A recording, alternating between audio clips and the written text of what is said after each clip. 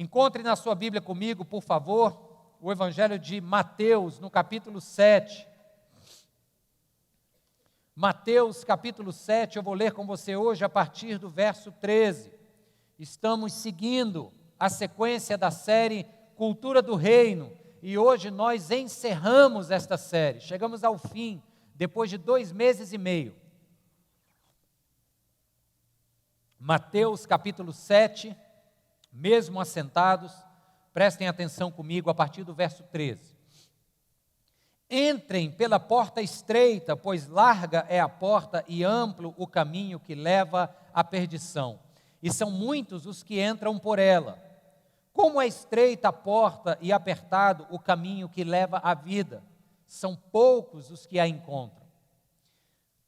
Cuidado com os falsos profetas. Eles vêm a vocês vestidos de peles de ovelhas, mas por dentro são lobos devoradores.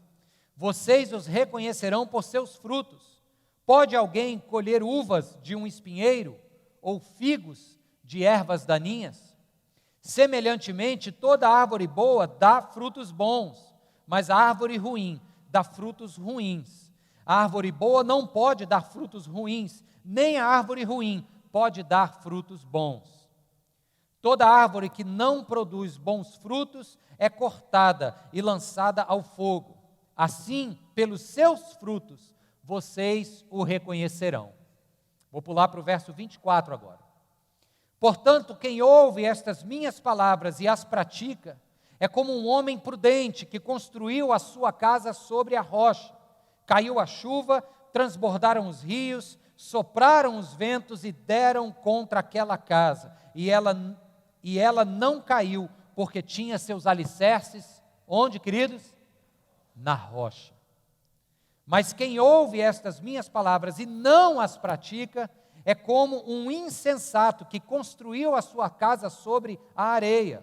Caiu a chuva, transbordaram os rios, sopraram os ventos e deram contra aquela casa, e ela caiu, e foi grande a sua queda. Quando Jesus acabou de dizer essas coisas, as multidões estavam maravilhadas com o seu ensino, porque ele as ensinava como quem tem autoridade, e não como os mestres da lei. Veja, ele ensinava como alguém que tem autoridade. Ele não ensinava como os mestres da lei. O que é que está implícito aí? Que os mestres da lei não tinham autoridade ao ensinar. O que é que diferenciava o ensino de Jesus do ensino dos mestres da lei? Era o testemunho de vida. Era algo chamado coerência. Jesus tinha validade, tinha peso, substância naquilo que ele ensinava, porque antes de sair pelos seus lábios, aquilo era evidenciado nas suas práticas. E os mestres da lei não, o contrário. Saíam coisas lindas dos lábios, mas a prática não correspondia ao ensino deles. Então, o ensino de Jesus era com autoridade. Baixe a sua cabeça mais uma vez, eu queria orar por você, por esse momento. Pai querido, eu oro para que Teu Espírito nos alcance hoje. Seja meus irmãos e irmãs que estão aqui neste auditório, seja quem está assistindo em casa pela internet. Eu oro, Senhor, para que Teu Espírito quebre barreiras hoje e alcance os nossos corações e transforme as nossas vidas. Em nome de Jesus, Senhor, abre os nossos ouvidos, abre os nossos corações. É o que te pedimos e já te agradecemos. No nome santo de Jesus, amém. Queridos, eu queria propor uma recapitulação da série. Como eu disse, hoje a gente encerra aquilo que a gente já vem falando nos últimos 2 meses e meio. Apresentamos a cultura do reino de Deus. Para isso a gente pegou o Evangelho de Mateus, capítulos 5, 6 e 7. O que é que tem no Evangelho de Mateus 5, 6 e 7? O Sermão do Monte. E o Sermão do Monte é, de longe, a mensagem compactada mais importante que Jesus pregou. Não que os seus outros sermões não foram importantes, mas os autores bíblicos deixaram tudo registrado num lugar compacto chamado Sermão do Monte, por Mateus. Lucas registrou este mesmo sermão quando Jesus estava não no monte, numa planície. Então é o sermão da planície. Mas pouco importa o lugar, o que nos importa é o conteúdo. E quando então Jesus fala essas palavras, ele estabelece uma nova cultura, um padrão de vida, um jeito de viver. Eu gosto da expressão um novo jeito. Por que é novo jeito? Porque fazer do jeito que todo mundo já vem fazendo é fácil. E é o que ele fala aqui, o caminho é amplo, mas leva para a perdição. Jesus vem e com o Sermão do Monte apresenta um novo jeito. E a gente tem investido essas últimas 10 semanas nesse novo jeito que Jesus nos apresenta. Então, vamos recapitular. Tudo começou com as bem-aventuranças. Lá no início do capítulo 5 do Evangelho de Mateus, eu preguei sobre a felicidade do reino. Bem-aventurados vocês. Ele fala, felizes são vocês que choram porque serão consolados. Felizes são vocês que são perseguidos porque eu também e todos os profetas foram perseguidos. Felizes os pobres, porque eles herdarão a terra, os mansos. Então, a felicidade do reino de Deus é muito diferente do conceito que nós temos hoje de felicidade. E aí, o que é que foi felicidade? Felicidade é muito mais do que aquela discussão entre ser e ter. Sabe aquela coisa, o que é mais importante, é ter ou é ser? Aí o sujeito diz, não, é ser. Só que hoje em dia nós vivemos numa cultura onde não basta apenas ser, a pessoa tem que parecer ser, é ou não é? Aí ela tem os filtros bonitos para aplicar, ela tem os ajustes, tem um filtro que tira a ruga da pele, deixa tudo lisinho. Então, hoje em dia, a nossa sociedade se acostumou com aparência. Então não é mais ser versus ter, é parecer ser versus ter não apenas muito, mas ter mais do que o outro. Então, nesta discussão, Jesus apresenta um conceito de felicidade que está muito além deste parecer ser.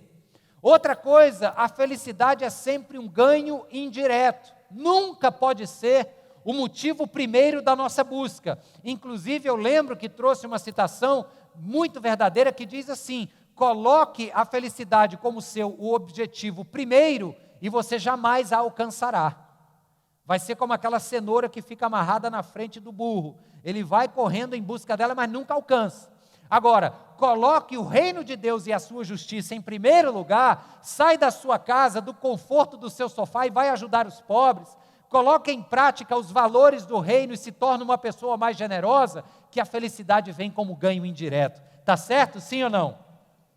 Felicidade é isso.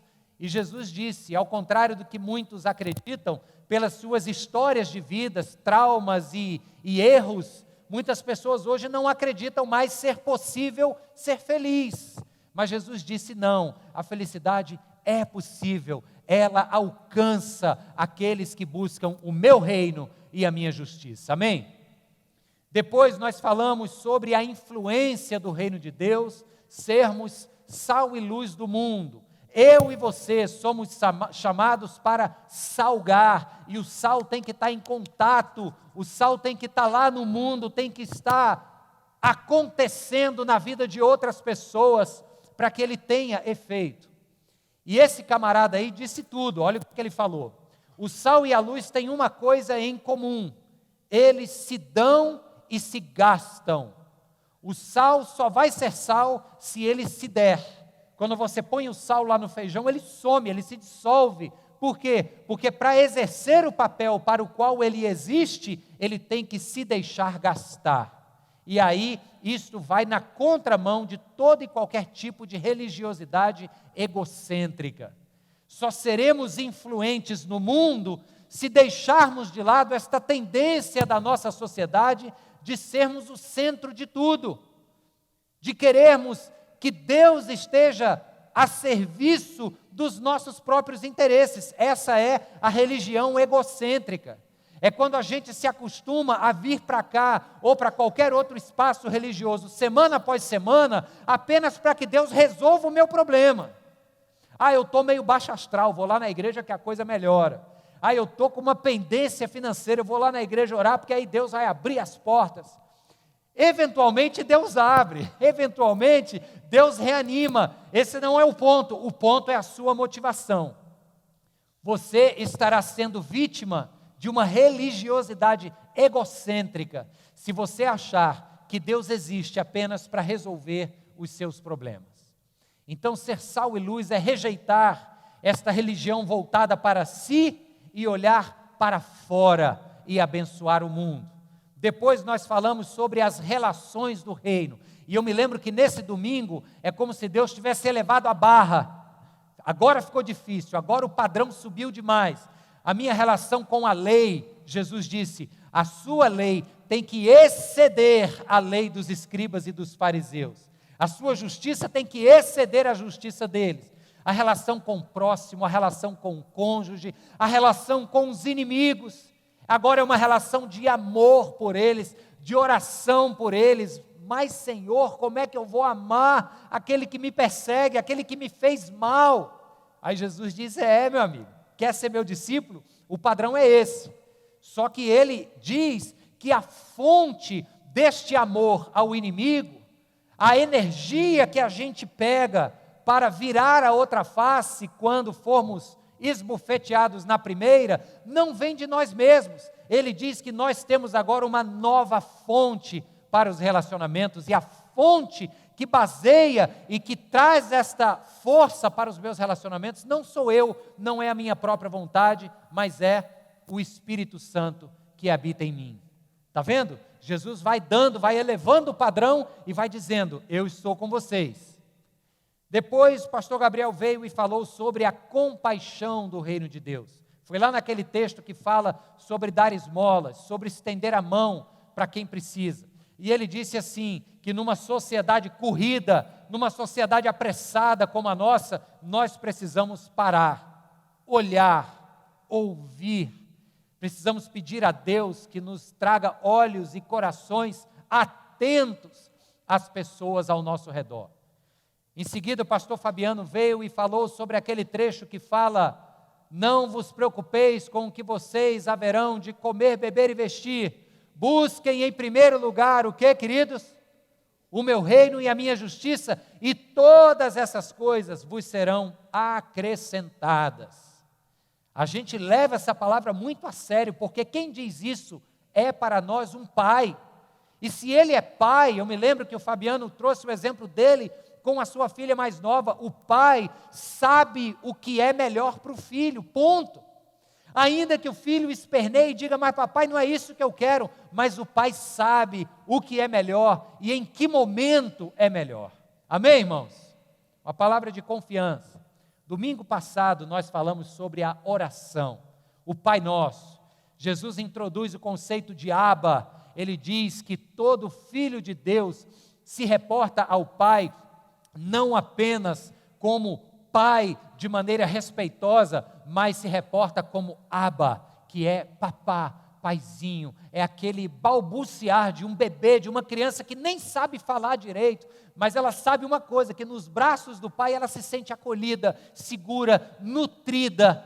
Então ele diz, vocês querem aprender a orar? Em primeiro lugar, estabeleçam a relação certa com o pai de vocês, é paizinho, é chamego, é não só respeito, mas é afeto, é não só temor, mas é dependência. Vocês dependem do papai até para respirarem. Então ele disse, vamos começar a orar, diga, Pai Nosso.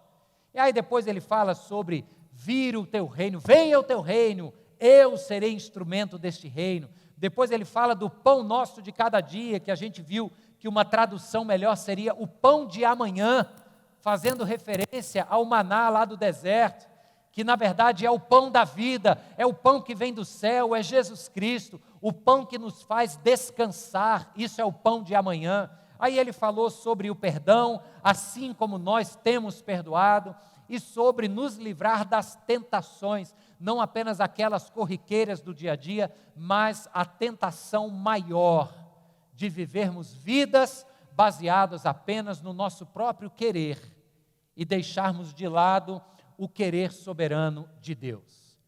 Livrai-nos desta tentação. É muito forte a tentação que me faz querer viver pela minha própria vontade, satisfazendo os meus próprios apetites. Eu quero viver a partir da vontade do Pai. A oração do reino de Deus é essa.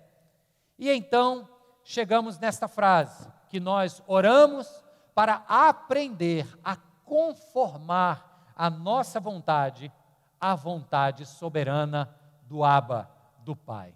Amém, queridos?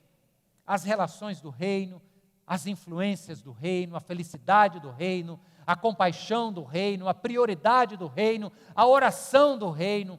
Hoje nós chegamos no capítulo final, a salvação do reino.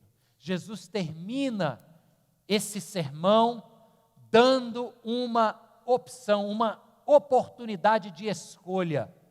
Você lembra daquele texto lá do livro de Josué, quando o líder Josué, aquele que sucedeu Moisés, ele está prestes a entrar com o povo na terra que Deus lhe prometera. E antes de partir, ele faz uma escolha, ele coloca uma escolha diante do povo. Ele diz assim: decidam hoje a quem vocês vão servir, se aos deuses das outras nações ou se ao Deus de Israel. É como se essa palavra hoje chegasse para nós assim, ó: decidam hoje debaixo de que cultura vocês vão viver. Se vocês vão viver a partir da cultura do mundo, desses deuses ao nosso redor, a cultura materialista, a cultura que só atenta para os interesses individuais e pessoais do indivíduo, ou se vocês vão seguir a cultura do reino. Aí Josué conclui: eu e minha família, porém, já escolhemos, nós serviremos ao Senhor. Jesus conclui o Sermão do Monte mais ou menos nessa mesma pegada. Você vai ver as opções que ele coloca aqui. Primeiro, deixa eu lembrar a você o que é uma cultura. Quando a gente fala cultura do reino, uma cultura é quando a gente pega algo que está no seu estado mais primitivo, como por exemplo a terra, e a gente desenvolve aquilo ali, a gente cultiva, a gente investe, a gente usa da instrumentalidade para fazer aquilo crescer. Antes estava num estado primitivo, agora está dando frutos. É, digamos, a cultura do feijão, a cultura do arroz, a agricultura, percebe? Quando a gente pega uma sociedade, por exemplo, essa sociedade tem uma cultura própria, que se representa nas artes, na música, na sua literatura, na sua linguagem. O que é isso? A gente pega aí um grupo de pessoas no estado primitivo e organiza. E uns elaboram uma linguagem, outros vão redigir esta linguagem, desenvolver uma grafia, outros vão fazer arte a partir dos acontecimentos do dia a dia, e então está se formando uma cultura. Quando a gente fala de reino de Deus, nós estamos pressupondo ao longo desses últimos 2 meses e meio, que existe uma cultura desenvolvida por Jesus Cristo. O Sermão do Monte nos apresenta este jeito de viver, esta forma muito particular. E aí você faz um contraste, porque na cultura que nós vivemos, no mundão aqui do lado de fora do Evangelho, existem valores, pressupostos, jeitos de ser. É ou não é, irmãos? Eu já ouvi muito assim, ó: ah, fulano, ela te traiu, pois vai lá e trai também. Ah, fulano, ele te passou a perna, quer dizer que ele te deu uma rasteira nos negócios, vai lá e dá uma rasteira nele também. Isso é a cultura do mundo que nós vivemos. Isso é o jeito mundano de ser. Mas Jesus nos apresenta um novo jeito.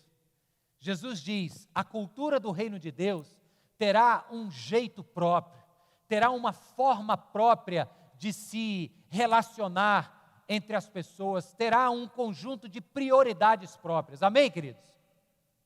Então, Jesus encerra o sermão falando sobre, de maneira muito clara, ele fala sobre as nossas prioridades nas escolhas. Enquanto o computador volta, deixa eu te dizer. Ele diz de 3 formas diferentes que, após ouvirmos toda esta pregação, este conjunto de valores que determina a sua cultura, nós temos escolhas a fazer. Se você prestou atenção no texto lido, Jesus fala assim, Jesus diz: vocês têm 2 caminhos a seguirem, e esses caminhos levarão a 2 portas, uma estreita e uma larga. Vocês terão 2 árvores para observar, e estas árvores no tempo certo darão frutos, uns bons e outros ruins. Vocês terão 2 alicerces em cima dos quais deverão construir a casa de vocês: o alicerce rochoso e o alicerce arenoso. Por 3 vezes, repare, não é à toa. O número 3, ele é um número simbólico. Ele é um número que comunica inteireza. É como se ele estivesse dizendo assim, 1, 2, 3 chances eu te dou. Se você não prestou atenção na primeira, vai prestar na segunda e eu te dou até a terceira. Hoje você tem que fazer uma escolha. E é como ele coloca então, hoje ele fala sobre escolhas. Quem viu esse filme, A Escolha de Sofia? Quem assistiu? Levanta a mão. Vai revelar a idade agora, que o filme é de 1982, olha aí. Foi ele, né? É pouquíssimas pessoas, de manhã só foi eu e a Cláudia. Esse filme deu Oscar aí para Meryl Streep, ela é fantástica. É um filme pesadíssimo. Normalmente eu digo assim, quem não viu deve ver e tal. Esse é o contrário, quem não viu não veja. Esse é para chorar. Esse é para terminar, é para acabar com a noite. Apesar de ser fortíssimo. E um soldado nazista fala para esta mãe, que é polaca, com 2 filhos, diz o seguinte: você só pode levar um dos filhos, o outro vai ser levado para a câmara de gás. Faça a sua escolha, agora, não tem nem tempo para pensar, está com os 2 nos braços, me entrega um, esse que você me entregar vai para a câmara de gás. Aí ela disse, mas eu não quero fazer a escolha. Ele disse, se você não fizer a escolha, os 2 vão juntos para a câmara de gás. Existem momentos na vida da gente, queridos, onde nós temos 2 caminhos a seguir. Ou a gente segue um, ou a gente vai acabar seguindo o outro. Mas pastor, e se eu não quiser fazer a escolha? Se você não quiser fazer a escolha, você já estará fazendo uma escolha. Sim ou não? Quem opta por não escolher, já escolheu. Foi o que a mulher disse, olha, eu não quero ter que fazer essa escolha. Aí ele disse, ok, então você está escolhendo perder os 2 filhos.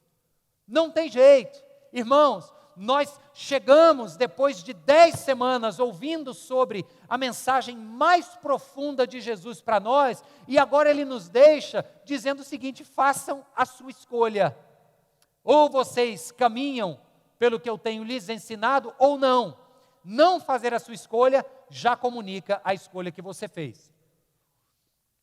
Então Jesus diz, existem 2 caminhos, e estes caminhos vão levá-los a 2 portas. Pois bem, irmãos, o caminho largo é aquele que ficou largo, porque muita gente caminha sobre ele. Eu me lembro de uma vez que eu gosto de fazer trilha, faz muito tempo que eu não faço, mas teve uma época que eu fazia mais trilha ecológica. Alguém faz aqui trilha? Levanta a mão aí, você já fez alguma trilha ecológica? Já andou no meio do mato? Então você vai lembrar comigo do seguinte, se é uma trilha difícil, onde poucas pessoas andam, o caminho é bem estreito, é ou não é? Porque normalmente poucos corajosos se aventuram por aquele lugar. Se é uma trilha mais fácil, com menos inclinação, que vai terminar num açude bacana para você tomar banho com a família, aí você leva as crianças, estou falando de uma trilha que eu fiz lá em Pacatuba com os meninos e a Cíntia, aí leva todo mundo junto, e ela termina legal. A trilha é larga, por quê? Porque ainda que o trilheiro que foi lá, que abriu o mato, deixou só o caminhozinho para uma pessoa, com o tempo, quanto mais gente vai andando, mais o mato vai abrindo. Então olha que interessante o que é que Jesus diz aqui. Diz que o caminho que leva à perdição, ele é largo. E larga é esta porta que recebe este mundaréu de gente que vem pelo caminho da perdição. Sabe por quê, irmãos? Porque este caminho, esta trilha, é mais fácil, é menos sinuosa, tem menos obstáculos. Aí Jesus contrapõe dizendo, mas o caminho que leva à salvação, aquele caminho que vai exigir de você algumas renúncias, que vai exigir de você aqui e acolá dizer um não para algo que a sua carne gostaria muito de dizer sim, esse caminho é difícil. Pouca gente quer trilhá-lo, portanto, ele é mais estreito. E vem o primeiro conjunto de opções que se coloca para nós como a primeira escolha. Façam a escolha. Que caminho vocês querem seguir? O largo que todo mundo já segue? Ou o estreito? Jesus diz, ainda que o estreito seja difícil não porque é ruim, mas porque vai exigir mais atenção, mais renúncia, mais compromisso, mais foco da tua vida, ainda assim, esse é o único caminho através do qual você vai viver uma vida que vale a pena. Aí ele segue, diz que agora tem 2 árvores, e no tempo certo toda árvore vai dar o seu fruto, e uma árvore boa dá frutos bons, ao tempo em que uma árvore ruim dá frutos ruins. E ele diz assim: como vamos tirar figos de uma erva daninha? Como que a gente vai ter romã de um espinheiro? Não dá. Pelos frutos conhecemos a árvore. Que árvore você será na história da vida? Você vai poder dizer a partir dos frutos que você evidenciar. Então esse momento é importante para você parar e pensar o seguinte: o que é que eu estou fazendo com tudo que eu ouço e absorvo aqui, domingo após domingo? Se isso estiver sendo para você como uma seiva é para a planta, você sabe que a seiva é aquilo que a planta colhe do solo e aquilo a alimenta, e no tempo oportuno ela frutifica bons frutos. Se isso é como um alimento que se evidencia na sua vida com bons frutos, as pessoas do lado de fora olham para você e veem Cristo na sua vida, nas suas atitudes, nas suas palavras. Amém.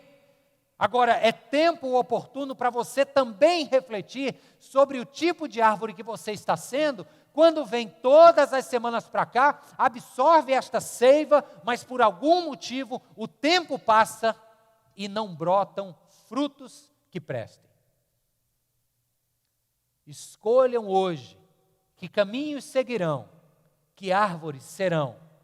E ele termina dizendo: vai haver também 2 casas, e essas casas estão construídas sobre um alicerce. E eu diria que esta terceira sete de opções e escolhas que Jesus oferece, talvez seja mais emblemática, porque ele começa dizendo assim, aquele que ouve as minhas palavras e as põe em prática, é semelhante a um homem sensato, que construiu a casa sobre uma rocha. Veio vento, veio água forte, veio chuva e a casa resistiu. Agora, aquele que ouve, domingo após domingo, levanta a mão, diz amém, mas só ouve e não põe em prática, a vida não muda, os frutos não evidenciam mudança e compromisso, este é insensato. É como um homem que constrói uma casa de maneira insensata sobre um alicerce arenoso.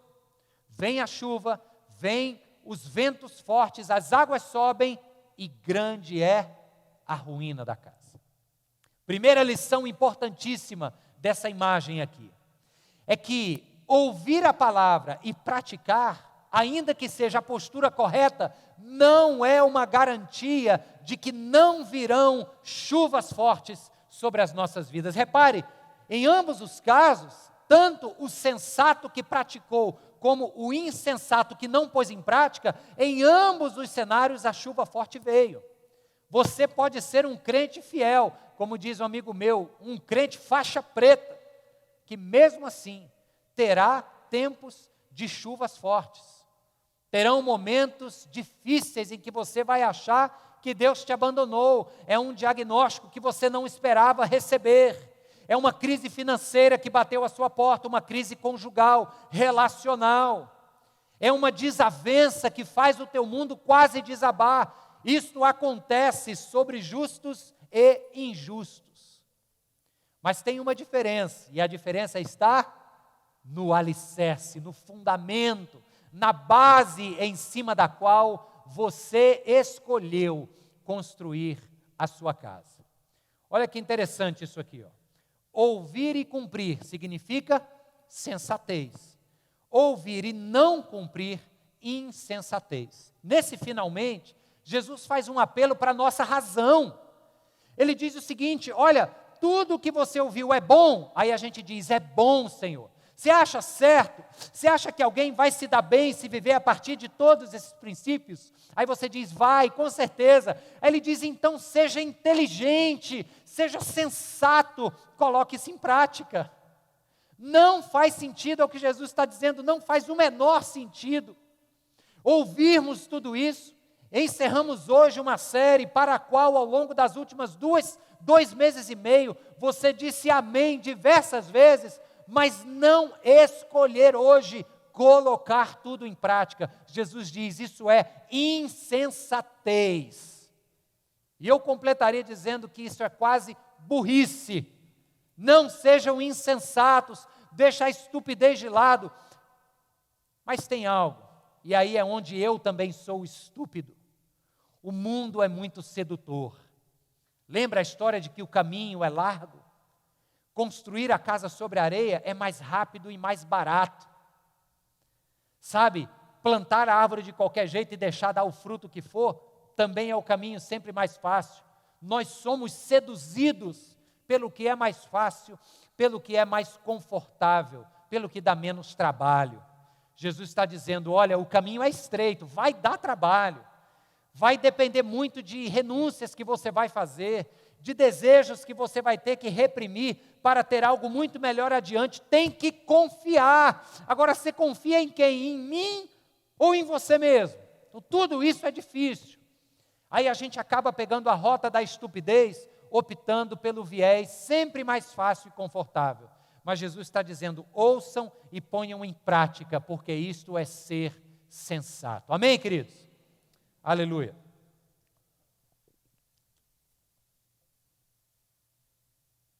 Hoje nós estamos aqui para fazer uma escolha. E no final dessa mensagem, eu vou dar a oportunidade para pessoas fazerem essa escolha. Mas um grande desafio que eu quero fazer a vocês, não é apenas hoje, após esta mensagem, decidir, fazer a opção, mas é quando sair daqui, permanecer firme na escolha que fez. Talvez seja relativamente fácil, juntos aqui hoje, levantarmos as mãos e dizermos, eu escolho o caminho de Deus, eu escolho viver o Sermão do Monte na minha vida. O difícil é a gente sair por aquela porta, virar a segunda-feira e permanecer na escolha que fez, não é verdade? E seria injusto da minha parte dizer o seguinte, é isso mesmo, vamos lá, Deus te abençoe, força, vai seguindo e tomara que você consiga. Mas a boa notícia do Evangelho, e foi o que eu falei anteriormente, a boa notícia é que quando Cristo nos faz este desafio, não apenas de escolhermos a cultura do seu reino, mas de permanecermos nessa escolha, ele diz assim, vocês poderão permanecer firmes, sabe por quê? Porque você não está sozinho, eu estou com você, o meu Espírito Santo habita em você. Se você tivesse por conta própria, pode escolher hoje que amanhã você cai, é fato, a carne é fraca e a gente não aguenta. Mas Jesus diz, o meu Espírito quer habitar, quer fazer morada no coração de cada um dos que aqui hoje estarão dizendo, eu vou viver os valores da cultura do reino de Deus. Aí o Espírito Santo faz morada no seu coração e as decisões, as renúncias, quando você tiver que abdicar de algo, saiba que Ele vai estar lhe fortalecendo. Aleluia! Aleluia! Essa é a nova cultura do reino. Vamos concluir dizendo assim, o Sermão do Monte não é um código moral para ser apenas obedecido. Muitas religiões, mundo afora, amam as palavras do Sermão do Monte e as têm apenas como um código moral. Quer viver uma vida boa? Vive isso aqui. De fato, vai viver uma vida boa, mas isso não é tudo. Até porque não é possível viver nesse padrão se não for com a presença de Cristo junto de nós. Portanto, o Sermão do Monte é um estilo de vida radical que só é possível se houver a presença de Jesus Cristo em nossas vidas. Amém, irmãos? Não é um código moral, é mais do que isso, é um estilo de vida. E esse estilo de vida, por mais radical e difícil, ele é possível, porque Cristo estará presente conosco. Eu trouxe uma imagem para finalizar essa mensagem, que eu gostei muito, particularmente, Eu gostei muito da força dessa mão esquerda de Jesus, pegando no braço direito de quem é esse aí? Pedro. Pedro que se assustou com as chuvas da vida, vinha muito bem andando sobre as águas, o milagre do discipulado. Quando caminhamos na cultura do reino, nós estamos nos tornando discípulos. E o discípulo de Cristo, ele não apenas aprende o que Cristo ensinou, mas ele também se torna como Cristo e começa a fazer o que Cristo fez. Pedro está caminhando em cima do milagre do discipulado, sobre as águas. Só que é como eu disse, irmãos, as chuvas da vida vêm sobre justos e injustos, sensatos e insensatos. E Pedro começa a se assustar, tira os olhos de Cristo e começa a olhar para a força das ondas ao redor dele e começa a dar lugar a medo no seu coração e aí ele vai afundando. E o lindo do Evangelho é que Jesus está hoje aqui para nós dizendo o seguinte: por 3 vezes eu estou lhes dizendo que vocês têm que fazer uma escolha. E eu espero que você faça a escolha certa. Mas se mesmo fazendo a escolha certa, em algum momento desta caminhada, você vier a afundar, conte com a minha mão, diz Jesus. Conte com a minha mão para te trazer de volta e dizer: meu filho, caiu, arrependa-se. Eu sou o Deus dos recomeços e vou te dar uma nova chance. Vamos adiante. Por isso que nós precisamos de um Salvador, queridos. Nós temos falado semana após semana sobre o Rei. Esta coroa tem estado acesa todas as semanas aqui atrás do pregador, para você lembrar que Jesus Cristo é Rei e Ele quer assumir o trono do seu coração. Mas hoje esta coroa será apagada, para que você se lembre que quando ela se apaga, outra coisa precisa acender, a cruz de Cristo. Este rei só é rei porque abriu mão do reinado para ser servo. Aleluia! Aleluia! Ele só é rei porque foi primeiro servo. O reino de Deus, que tem uma cultura, está ao seu alcance, se você estiver disposto ou disposta a se tornar um servo, uma serva. Eu trouxe um presente para vocês hoje, presente mesmo, você vai ver. Nós vamos ter um quarteto de vozes aqui agora, encerrando a série, encerrando a mensagem. Podem entrar, se estiverem aí atrás, podem se posicionar. E eles vão cantar uma música que nos é muito conhecida, mas que fala assim, ó: ao Rei eterno, imortal, invisível, mas real, a eles consagramos, entregamos o nosso louvor. Coroamos a Ti, ó Rei Jesus. Coroamos a Ti, ó Rei Jesus.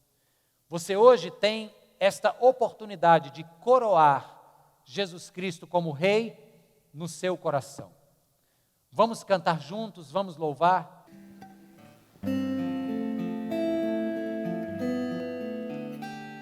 Há um único que é digno de receber a honra e a glória, a força e o poder. Ao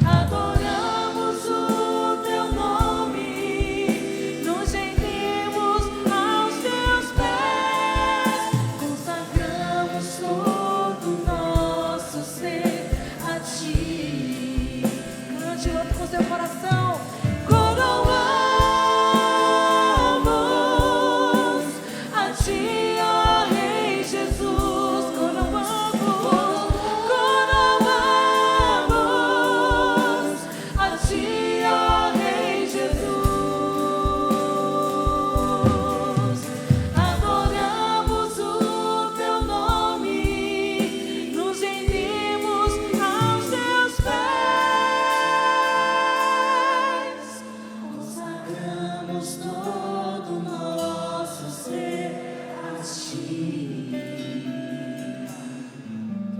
consagramos todo